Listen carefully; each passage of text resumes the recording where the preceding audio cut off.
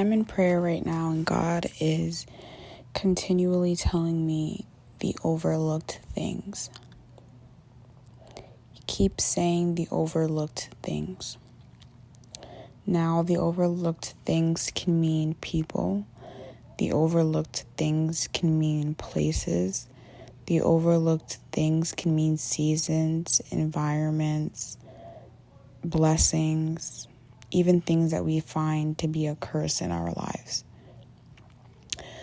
Today was the last day of this school year for 2022. And as everybody was saying happy holidays and leaving, I just looked around and I reflected on everything. And there has been so many things this school year that have been overlooked, that I have overlooked. So many people that were in my life, even if it was only for a season, that I overlooked their purpose in my life. So many things that I did, small wins. Like for me, around this season, this year, I've only really ever had small wins. Like I haven't had any like big win that's like so defining in my life. I've only ever had small wins, but it's those small wins that literally built me, and I've been overlooking them. I did so many things that might seem small to me, but that were huge and that had a huge impact. Although I was not able to see that impact, I did do those things. And all those things that God asked me to do, I did it to the best of my ability, but it's overlooked. I overlooked the fact that I have a choice whether I want to walk to school or get picked up from school. I overlooked the fact that I can come home with a guaranteed roof over my head and guaranteed food in my fridge. I overlook the fact that I can just go out for a walk and come back, and I know that I hope that nothing bad would happen, but nothing bad ever happens. I overlook the fact that I can breathe in fresh air every single day. I overlook the fact that I can read and write properly. I overlook the fact that I can have a hot shower every single morning, a guaranteed hot shower, and it never gets cold. I overlooked the fact that I was blessed with amazing skills and talents that can go a very long way. I overlooked the fact that I get to have a physical Bible in my presence. I overlooked the fact that I'm healthy and that I'm in one body, and that I'm not missing any body parts. I don't have any broken body parts. My health is good. I can eat whatever.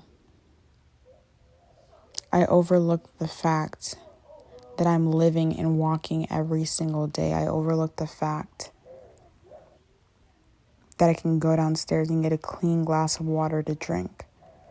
There's so many things, so many privileges that we have that we overlook. And I'm not saying that we shouldn't pay attention to our life issues, because they are issues and they do deserve for you to pay attention to them, and they are valid.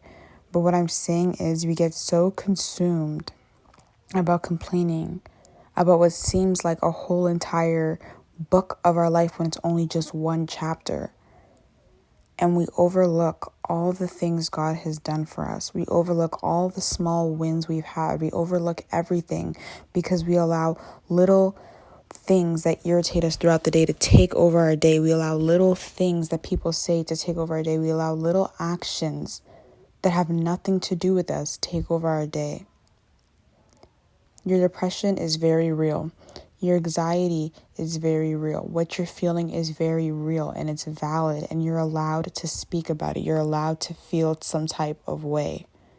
But when we overlook all the little things, quote unquote, that God does for us, we fall into a mindset of complaining. It's crazy how having a gratitude list and writing 3 things you're grateful for could change your whole entire outlook on life. And I've been constantly praying to God, change my mindset, change my way of thinking, change the environment in my head. But to change the environment in my head, I need to change the words that I let out of my mouth. I need to change the environment in my heart. I need to change where my focus is at. My focus is not on Jesus, because if my focus was on Jesus, I would not be complaining, because I would know what his word says. Be careful. Pay attention to what you're watching. Pay attention to what you're listening to.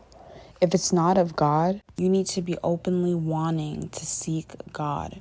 And I know that's easy to say in a season of depression. I know that's easy to say when you're feeling so much anxiety. I know it's easy to say. But we need to realize that there's only one cure for our anxiety. There's only one cure for our depression. If it's rest you need, he will give it. If it's money you need, he will provide it. If it's food you need, he will give it. If it's clothes you need, he will give it. If it's strength you need, he's already given it to you. Everything is already done. But we lose sight of that when we focus on what hasn't gone right for us. We focus on everything that's gone wrong. We live life according to our own plan. And that's where the anxiety and depression kick in.